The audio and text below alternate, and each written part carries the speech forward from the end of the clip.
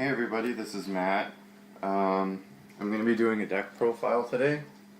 Um, it's not like meta right now, but it's just, it's a deck I came up with in concept and I built it and it was really fun to play.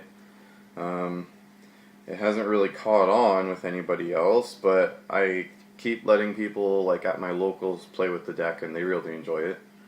So yeah, it's definitely got some potential.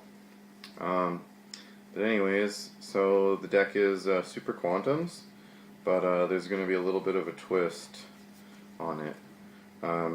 So I have one of the field, the Magna Carrier, one Alphan of the Fairy. This is basically the entire engine. You summon blue, get this guy, and then you can just, like, next turn you summon him, and then you get another Power Ranger, and then they keep, like, recycling itself. So literally this is like a 5-card engine. And then, yeah, 2 red layers, because he's 2000 attack, and he's a free summoning, so that's pretty good. And then he's a 5, so you can overlay with him into stuff. I only run 1 green layer, just because out of the 3 or 4 Power Ranger monsters, he's probably the worst. But you still need him inside the deck to activate Alphan's effect, because you have to reveal 3 with different names. So, right, that's the only way that's going to happen. It'd be really cool if in the future they made a yellow, a black, and a pink ranger or something like that, right? Just add more, and then the deck still functions the same. And then 2 blue layer. This is basically, that's the one you want to summon, is blue. That's why the ratio is kind of weird. Because you want to summon blue layer, get the Alphan, and then you'll still have 3 in the deck that the Alphan can use. So then you can just start going from there. And then basically, because you run the 1 blue, you run 1 emergency teleport. The only other psychic in the deck is Ghost Ogre and Snow Rabbit. But, right, we'll come back to that. So that's basically that engine, right? 2, 4, 6, 8 cards. And then now you can summon the Megazord, basically, which is pretty sweet. And then for that's just like an engine. And then blue layer will recycle everything, so you can actually make multiple Megazords even though you only have like 1 set. So that's cool. And then just for, right, I'm just going to do like the power-ups because they're a little bit more generic because they show detail-y. Right, so like, right, like I said, like Ghost Ogre, Archfiend Eccentric, MST, Twin Twisters, Galaxy Cyclone. So right, I have 5 cards basically, and just like my personal preferences, I'd rather have I'd rather have a Galaxy Cyclone and an MST in my hand than just 2 MSTs. But right, that's just my opinion, my preference. Or right, like vice versa, I'd rather have a Twin Twister and an Archfiend Eccentric in my hand than 2 Ghost Ogres, say. So right, there's that. And then what else? 2 Max C, because you pretty much like need this now. Monarchs aren't meta anymore, right? So when Monarchs were meta, you would side deck this card. And then you'd side it in for the decks that do special summon. But right now everything special summons, so you should main deck these. And then Vanity's Emptiness. Right, this is probably the most broken trap in the game right now. Stops summonings for free, right? So, and then right, I just run 1 Instant Fusion for Norden. I'm thinking about bumping it up to 2 Instant Fusions, but I need to get my hands on a Mask Change Second and a Masked Hero Acid. Right, and then so, because I don't have those 2 cards, I'm running Absolute Hero Blazeman. So right, you summon him and then search Polymerization, and then you can fuse him with the blue layer or something, and then make Absolute Zero. and then right, the blue layer will get an effect by going to the graveyard. So it like right, it recycles, and what's the recycling and just maximum benefits basically. And then right, instead of poly, I'm running fusion substitute. Right, that's why I'm thinking about upping instant fusion to 2, because if I use the first instant fusion into absolute 0, this fusion substitute can add the Norden back to the extra deck, and then the second instant fusion will be alive. So that's good. Just, you know, something I was thinking about trying out. You know, if you guys wanted to try it on your own. So that's right. Basically, that's all the tech. Right. We got the Power Rangers engine. We got all the MST tech. We got all the power up tech. Oh, except for one card. I forgot one card. Yeah. The one card I forgot was Luster Pendulum. This guy. That was the one card I forgot to show. So how many is that now?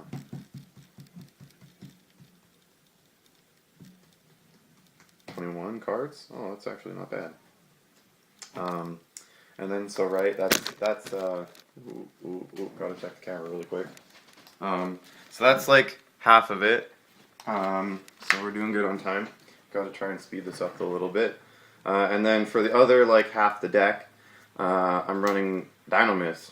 So right, like for me, that made the most sense out of anything I think I've ever done, is because if you look, this guy's artwork and this guy's artwork, where's the, right here, right? Those two make this guy, right? Like, when you XYZ, they make this guy, and like, once I figured that out, I was like, whoa, like, how has nobody else done this?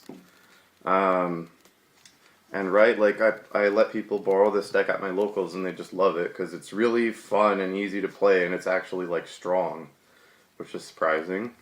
So right, oh, and if you wanted to run the Power Ranger Magna Sword or whatever, just playing against your friends, you totally could. I just chose not to run it because I have a couple other traps and then the vanities, so it makes it a little bit bricky. But you know, it's there if you wanted to. But then yeah, so one Dinomist Rex, he's basically like Ignister inside the main deck, and then he's a level 5 machine, so he can make Infinity if you really need him to. And then one Ceratops, and then 2 Brachion.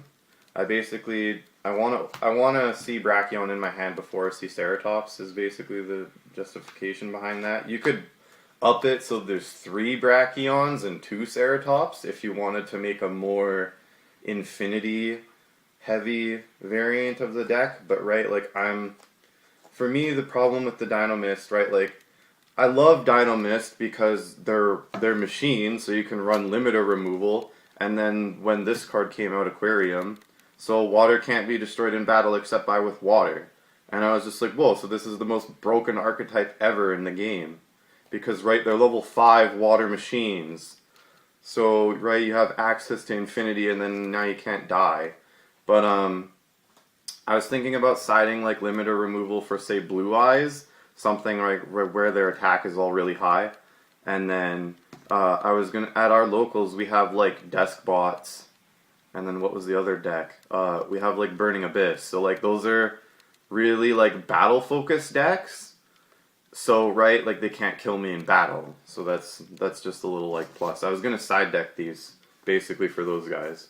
And then, right, it's kind of like, that's basically the problem, though, like, with Dinomist, is you just make Infinity, and then that's it. Like, you can't really do much else. So once I figured out I could spice in the Power Ranger engine, I was like, wow, so now I have Infinity plus the Megazord. So, right, it's just broken, especially if you even say it like that. And then right, 2 Policio. This guy is really good. You could up it to 3 because he's actually good, right? All monsters, your opponent lose attack, 100 attack and defense for each Dinomist card you control. So that includes your scales and your monsters and your back row too. So right, if you get double Policio on the field, you can make them minus like 2,000 attack and defense, which is pretty insane. and then one Dinomist Ankylo. He's basically like Dark Law. While he's on the field, any Dinomist monster that destroys an opponent's monster in battle gets banished. That actually won me a matchup against ABC, surprisingly enough. I had Ankylo, Plesio, Terran, and then one of these guys, I don't remember which one. And then he had Buster Dragon on the field and no cards in his hand. And then he's like, okay, tag out into the 3 parts. And then I just looked, I saw I had 4 Pendulum monsters and they're going to get banished. And I was like, well, now you lose. And then, right, that's what happened. Everything got attacked over, banished, and then he lost. So, right, like, the deck has power and potential to stand in the meta. You just have to build the deck and play it properly, is kind of the problem. You almost have to main deck 3 fucking Trap Eaters because of all the anti-spells that are getting main decked. It's disgusting. Right? Like, that's the problem. That's why, like, right now, Pendulums are almost unplayable because of that. Right? We can't... Pendulums are too strong with Wavering Eyes, but, right, Anti-Spell Fragrance is okay at 3. Okay, Konami, good job, thanks. I got it. And then 3 Dinomist Terran, because he is your Stratos, right? Like, he attacks, and if he destroys a monster, you add any Dinomist card. So that's cool, because you can add, right, your Rhoda, Dinomist Charge. This adds any Dinomist monster from your deck to your hand. So that's cool. And then, how is it worded? Once per turn, if a Dinomist cards is added from the field to my extra deck face up, mandatory, add one of those cards to my hand. You can only activate 1 Dinomist charge per turn. So, right, like, since it's mandatory, it's basically designed where if you have 3 of these on the field and they hit you with Raigeki, you're going to get 3 monsters back to your hand. But since they're mandatory triggers, if they attack over your Plesio, the Plesio is going to die, and then all 3 of them will trigger, and you only have 1 monster, right? So it's you have to be like very paying attention to how the flow of stuff is going to go. And then 3 Dinomist Rush. So right, imagine that consistency. 3 Stratoses or 9 Stratoses, whatever. Oh fuck! I just kicked that thing again. Sorry guys. I hope the camera's still okay. But yeah, Dinomist Rush, it's a trap and you special summon any Dinomist from the deck. So this is basically good if, right, say on my own turn, I have Terran on the field, I can use Dinomist Rush and special summon a Plesios from the deck, and then now everything they control is minus 200. Or, right, like vice versa, say I'm on the opponent's turn, and they attack my Ankylo, I use Rush, summon Plesio, and then now they might not be big enough to kill the Ankylo or something. And then basically the secret tech of this entire engine is this Echo Oscillation. So once per turn you target a card in your Pendulum and destroy it, and then you draw. But you can only use Echo Oscillation once per turn. So even if you have another one, you can't do it. So that's why I only run 1. But it would be nice if you could run more, because it's a really insane card. If you have Echo Oscillation and Dinomist Charge on the field, and you go like 1 rotation, you should win the game. Because you're going to play the scale, use Echo Oscillation to destroy it and draw a card, and then Dinomist Charge is going to add the blown up Pendulum to your hand. And then you can just rescale it, and then now on the opponent's turn you blow it up, draw, add. So right, like you get to draw like 4 cards every time it goes around. And when I was playtesting this deck, because of this, basically, every time I drew for my turn, I had 7 cards in my hand. And I was making Megazords and Infinities and stuff. It was crazy. So, right, and then just for the last tech, basically, is 3 Performapal Drummerilla. And basically, right, he's just a scale 2. So this scale 3 is not very good because you can't Pendulum summon your Power Rangers, or the blue layer at least. But with this 2, you can Pendulum summon the blue layer and your Eccentrics and stuff like that. So that's cool. And then you can basically save your normal summon for the fairy. right? So this will help you beat over stuff. And right, I was playtesting, and basically every single game I had Dinomist Charge, Dinomist Terran, Drummerilla, and Echo Oscillation.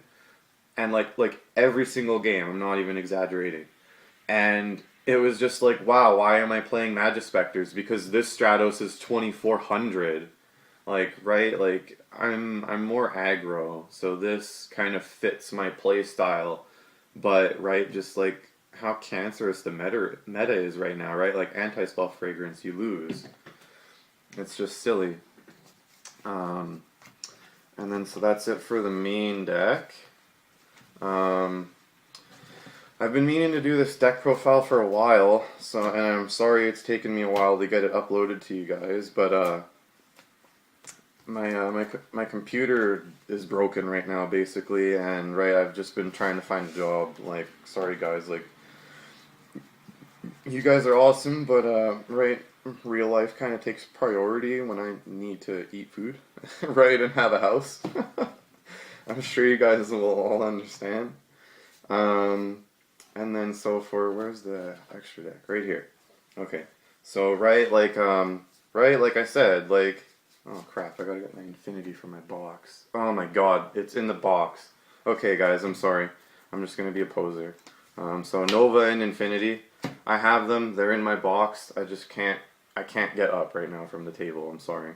So right, like Nova and Infinity, and then right, that was the problem with the deck. You just make Nova and Infinity and then you can't do anything. So right, so make some fucking Megazords. Right? And then basically, right, now you have a negation plus a fucking Ignister, which is kind of stupid. And then, right, so you actually run Luster. So, like, right, let's run real Ignister. And then, because of Ghost Ogre and Norden, I run Gunnier, which, right, Instant Fusion and Ghost Ogre is automatically that guy.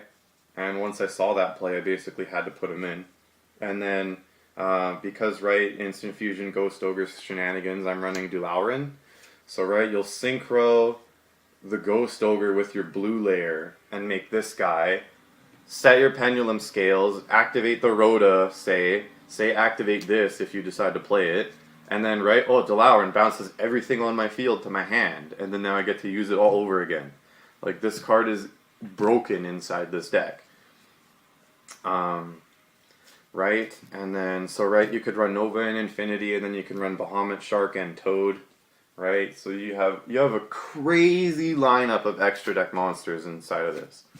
And then just for the last couple cards that I have here in handy in front of me, right, one Norden, one Ab-Zero, one Dweller. This is probably the most broken standalone monster inside the deck, like besides Norden, right?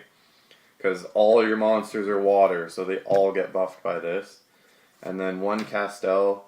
I didn't actually main deck the Castel because I was just going to side it because I didn't really find any situations where I needed the Castel.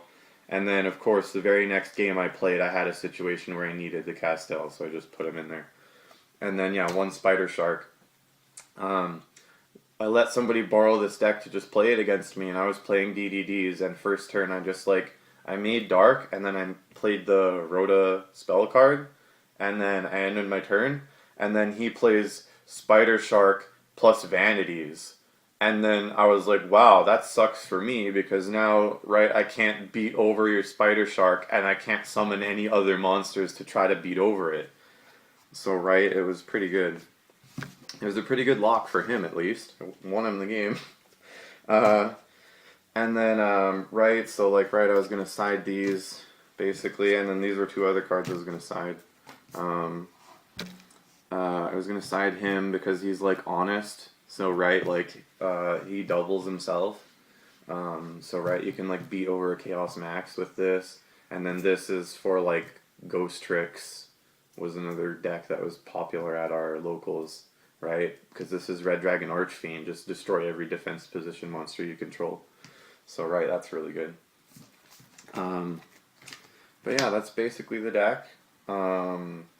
right? And then that's just the one thing I wanted to point out, right? Like, this guy plus this guy makes, right? It makes the frickin' Zord, right?